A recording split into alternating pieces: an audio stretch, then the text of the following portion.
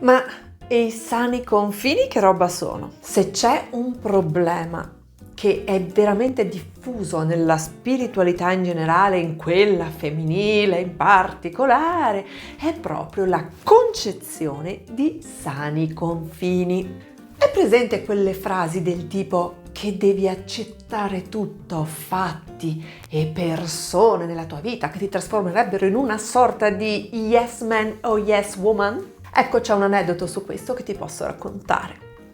Proprio su questa frase, credo, avevo fatto un post sulla mia pagina Facebook, che adesso si chiama Laura Ghianda Teasofia, come il canale YouTube, che aveva proprio lo scopo di far notare come un insegnamento del genere, senza contestualizzazione, portasse direttamente in una direzione di totale ignoranza sui propri confini personali e di conseguenza su quelli degli altri, cosa che non può che portare assolutamente dei guai, dei pasticci. Ricordo benissimo che mi ha risposto una ragazza o una donna, questo non lo ricordo, assolutamente piccata, proprio perché sostenevo qualcosa che andava contro a quello che era la sua credenza. Io ricordo che circa lei la metteva su qualcosa dell'universo, che queste sarebbero cose universali, chi sarei io per metterle in discussione, che, come sono solita fare, cercando di argomentare, ok, ma che spazio c'è per questo tipo di credenze, per i sani confini personali,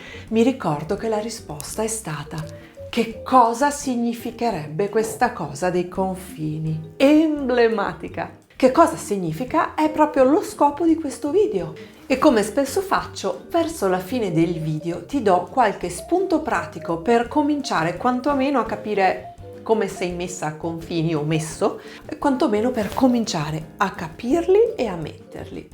Ma vediamo prima di tutto che cosa sono questi confini. Si tratta di quanto permettiamo di entrare nella nostra sfera per quanto riguarda fatti, azioni, parole, richieste, tutto quello che è nella relazione con noi, quindi stiamo parlando di un contesto di relazione, relativamente alla situazione in cui mi trovo in questo momento della mia vita. Questo a dire che i confini possono cambiare nel tempo, nell'evoluzione della persona, eccetera, diventare più larghi o più stretti a seconda di quel che si decide, e in relazione anche a quello che è la mia conoscenza dello stato d'animo che mi genera una determinata situazione, fatto, parola, richiesta, eccetera.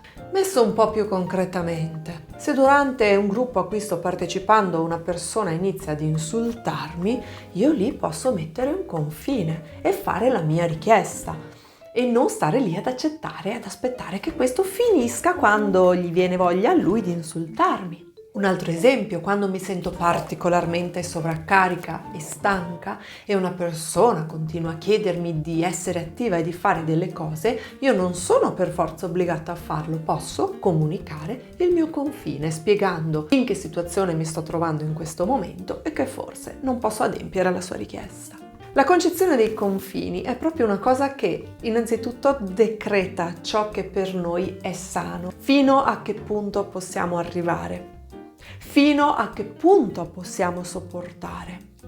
Capiamo che nel mondo della spiritualità, che spesso attira persone che sono inguaiate con la percezione dei propri confini, adesso ti spiego perché, frasi come è tutto perfetto così, devi accettare tutto quanto, non c'è nulla da cambiare, non devi giudicare, confondendo giudizio e discernimento.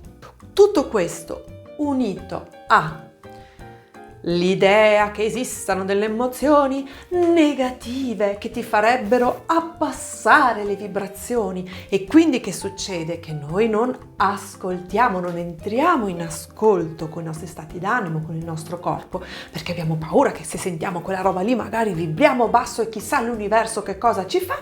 È tutta una mole di materiale che spinge nella direzione di non concepire e abbracciare i propri sani confini, che sono fondamentali per la nostra salute mentale e anche per il nostro sviluppo, fioritura sana ed equilibrata. A tutto questo, che quindi è un discorso che vale per chiunque ci stia ascoltando in questo momento, si aggiunge assolutamente una specifica. nella spiritualità femminile, che conosco un bel po', è drammaticamente assente questo fenomeno dei confini. Questo perché? Non perché sia la natura femminile, ma per secoli, oserei dire, di addestramento. Addestramento a che cosa? A prenderti cura degli altri mettendo le esigenze degli altri prima di quelle di te stessa. Questo cosa comporta? Comporta che non sto assolutamente ad ascoltare quello che mi succede, quando qualcosa mi fa schifo me lo faccio andare giù, quindi siamo abituate a buttare giù di tutto pur di adempiere a questo ruolo? E questo come è stato giustificato? Tramite la narrazione del femminile solo accoglienza, per cui il femminile sarebbe quella cosa morbida dove tutti atterrano e hanno quel che li desiderano, una specie praticamente di lavandino, non di essere umano, un lavandino dove butta giù di tutto, bla bla bla bla bla. Ecco, per quel che riguarda appunto l'aspetto femminile, penso che siamo ancora più smarrite di prima. Perché? Perché essendo caduto, e mi viene da dire per fortuna, questo modello unico di donna, solo accoglienza, solo sacrificio, che viene glorificata per la sua capacità di sacrificarsi,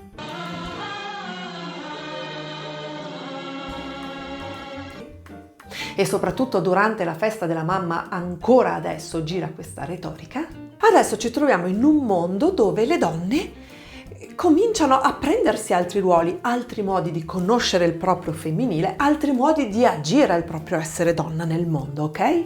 Ecco questo sbarella. Come sarà mai che non esiste più un modello unico di essere? Ripeto, per fortuna. Questo smarrimento ha fatto sì che si stia rinforzando questo stereotipo all'interno di una delle sottocorrenti del cosiddetto movimento del sacro femminile o sacro femminino, di cui farei parte, ma io sono agli antipodi, cioè per me scusate, ma il sacro femminile è tutt'altra cosa. Ad ogni modo, il tentativo è quello di sacralizzare tutto quello che sarebbe stata la nostra ferita di smarrimento. Detto meglio, fino all'altro ieri mi hanno sempre insegnato che devo essere sacrificio assoluto, pura accoglienza, la croce rossina Candy Candy che salva tutti quanti, colei che deve elevare l'uomo, eccetera. Cose da suggestione ottocentesca, per cui ti suggerisco anche il mio video che ti linko in descrizione e anche qui sopra sul maschile e femminile interiore.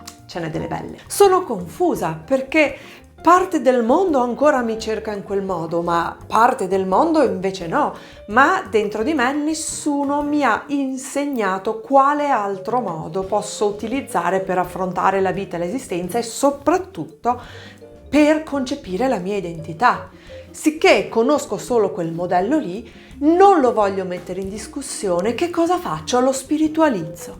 Lo spiritualizzo e al posto di connotarlo culturalmente, perché è un femminile culturale, lo universalizzo. Credo che sia il femminile dell'universo, il femminile universale. E su questo faccio fior di correnti, soprattutto poi mettendo in bocca questo pacchetto di credenze alla dea, che la dea, per chi mi segue anche su questo versante qui, è tutt'altra cosa. Non è solo accoglienza la dea, non è solo morbidità, la dea è anche morte, la dea è anche secchezza, la dea è carestia, la dea è anche sfida, mi spiego. Soprattutto la dea non è solamente donna e su questo c'è un video molto amato che ti suggerisco di vedere che si chiama proprio Chi è la dea e perché riguarda anche il maschile, come sempre o in descrizione o lo trovi qui sopra.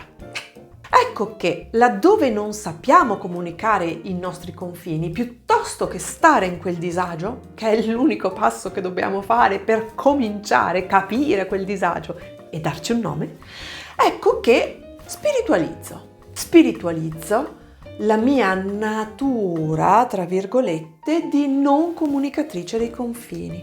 Spiritualizzo il mio dovere di essere sempre accogliente, il mio dovere di essere sempre glitter e unicorni. Ma ripeto, questo non è un essere umano, questo è un lavandino. Il discorso dei sani confini è necessario per qualsiasi essere umano, di qualsiasi genere si riconosca, non soltanto degli uomini, ma anche delle donne e delle persone non binarie.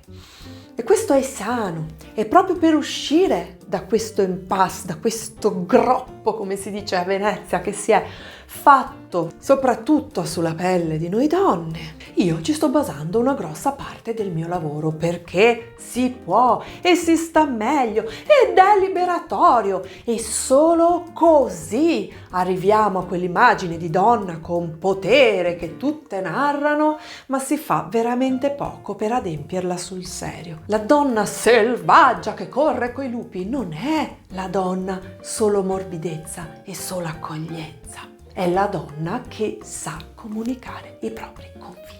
Quindi, come promesso, da dove comincio? Proprio da quello che un certo tipo di spiritualità non vorrebbe che facessimo. Riconoscere le emozioni scomode. È la base. È la base, la base, la base, la base. Hai capito che è la base? È la base, perché è proprio quel disagio che dobbiamo imparare ad ascoltare. Number 2.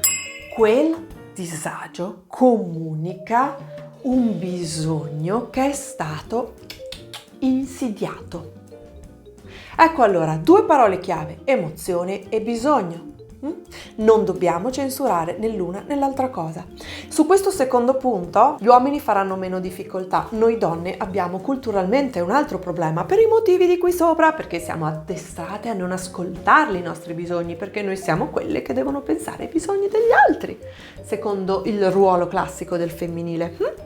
Qualcosa di molto poco sano, perché si basa un'illusione di amore verso gli altri senza però prima aver imparato ad amare noi stesse. Attenzione, non chiamarlo sano egoismo, si chiama amor proprio e non ha nulla di negativo, è anche questa la base, base, base, base, base, base, base. Se non provi un po' di amore per te, quello verso gli altri non è amore, dipendenza affettiva.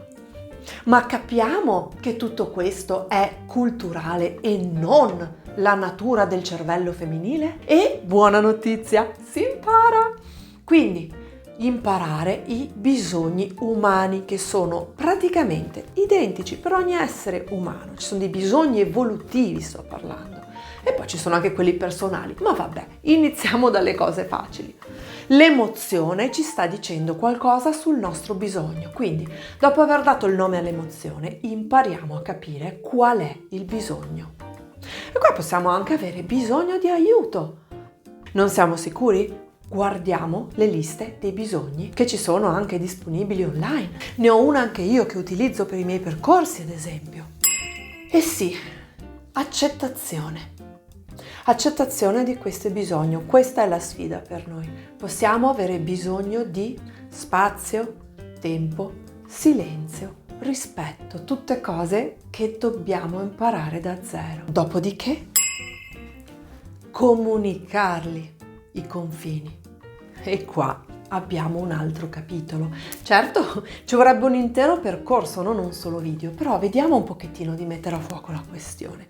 La comunicazione dei confini è un'altra cosa fondamentale e che in ambienti femminili manca tantissimo, per cui cosa potrebbe succedere, ad esempio? Provo l'emozione, all'inizio la censuro per il loop della sorellanza che troverai su un altro video. Censuro quel malessere, lo censuro, non lo voglio sentire, però prima o poi non ce l'ho più l'energia per tenerla tappato. Fase 2, il malessere esplode. Quando il malessere esplode diventa distruttivo. Perché? Perché non sono stata in grado di comunicarlo prima e perché l'aspettativa, proprio per l'addestramento di questa immagine di femminile solo accogliente, è che l'altra capisca in automatico. Perché c'è questa aspettativa? Perché ci hanno insegnato che dobbiamo anticipare i bisogni degli altri. Ma non è così, è così forse solo per i bebè, per le altre persone adulte invece bisognerebbe cominciare a comunicarle. Quindi non siamo noi la crocerossina Candy Candy che legge nel pensiero e adempie, siamo noi che dobbiamo tutti, esseri umani di tutti i generi, imparare a dire cosa ci serve e di cosa abbiamo bisogno e in quale momento si può andare avanti e in quale momento basta. Ecco perché l'altra colpevole di non avere capito questo nostro stato d'animo che noi non abbiamo comunicato, poi diventa dal piedistallo il disastro. E questa è una dinamica che si ripete uguale, che ho visto uguale negli ultimi 20 anni. E su questo, sulla comunicazione, bisognerebbe aprire un altro capitolo. Spero comunque che questo video ti sia stato utile, di trovarti tra gli iscritti e gli iscritti del mio canale, che è sempre per chi non c'ha paura di pensare fuori dagli schemi. Ed è proprio pensando così, fuori dagli schemi, che riusciremo a cambiare le cose, altrimenti tutto si ripete uguale. Se ancora vuoi avere qualche info in più e unirti alla mia cerchia più ristretta, in descrizione trovi anche il link alla mia newsletter. Ti saluto e ti aspetto al prossimo video. Ciao!